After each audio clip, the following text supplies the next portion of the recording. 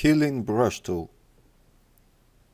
Hi guys, today we'll look at one of the retouching tools, which is called the Healing Brush. It helps to remove various spots, pimples, wrinkles from the face. But we cannot only retouch the face, but also remove minor defects from some other objects. Of course, for a full-fledged retouching, knowledge of this tool alone is not enough, but still it is usually impossible to do retouching without it. And let's move on to practice. Let's take the Spot Healing Brush tool. It is located right under the eyedropper. It is invoked with J key, like other tools of this group, between which you can switch by pressing Shift. And now let's see how it works. First of all, if you are going to work with these tools, it is better to make all the changes on a new layer, because if you do something wrong, it will be easy for you to clean it all up. In addition, when we work on a new layer, we can edit the opacity, and this will make retouching more natural, creating a new layer. And we proceeded directly to practice.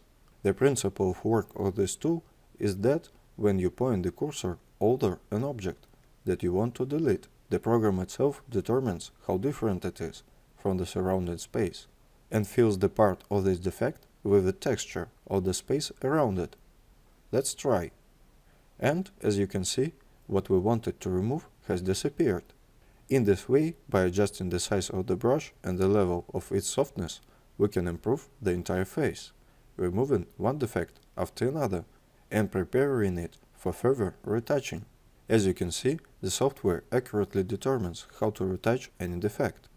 If we look at the top menu, we will see that you can adjust the hardness of the brush, making it, for example, softer.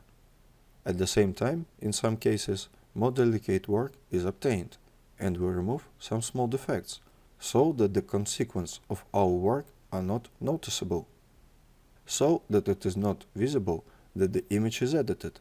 Everything should look as if it was the way it was from the very beginning. And slowly, that's how we clean everything up.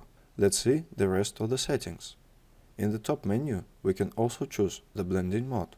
You are already familiar with these modes, and in general, you can guess how they can be used.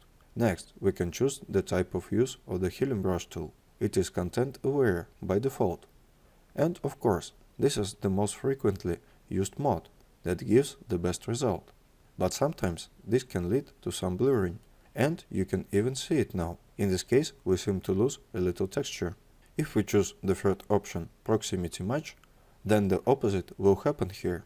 The edges will not be soft and smooth, but the software will try to restore some texture.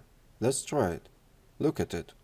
That is, such a blurring doesn't occur as in the first case. Turn on the middle button to create a texture, and when using this setting, we'll get a texture like this. But the fact is that it doesn't scale in any way, and to be honest, it can probably be used only in some very unique cases, because such a patch, otherwise you can't call it. It will be very noticeable. Therefore, I recommend choose Content Aware option and remove all those defects that you want. By the way, we can not only click this brush point by point, but also use it as a smear. Here, for example, look, here we take it and use it like this, and this area is changing for us. But of course, it is necessary not to use it too much, because in this case, defects can occur. Let's see what we had and what we got. And look how we have corrected this face. And let's see now what else can be done. We have another tool in the same group, which is simply called the Healing Brush tool. It works a little differently. That is, if the previous brush worked in automatic mode and determined by itself how to fill the area that we selected, then this tool allows us to make a sample of a texture from another area. And then we can fill the area that we have chosen with our sample. It probably sounds a little complicated, so let's see how it works. For example, I would like to remove dark circles under the eyes of a girl. I will create a new layer, because perhaps some level of opacity will be required here. It may not be necessary, but just in case I will create it and see how it works. That is, here I have some kind of blue, but here there isn't. Here, it seems to me, is a more or less appropriate tone that I would like to move to this area. I point the cursor all the place I need. Press the Alt, the target icon appears. That is, we select a point, a target area, and click with the left mouse button. The sample has been taken, and now I'm transferring this sample to another place.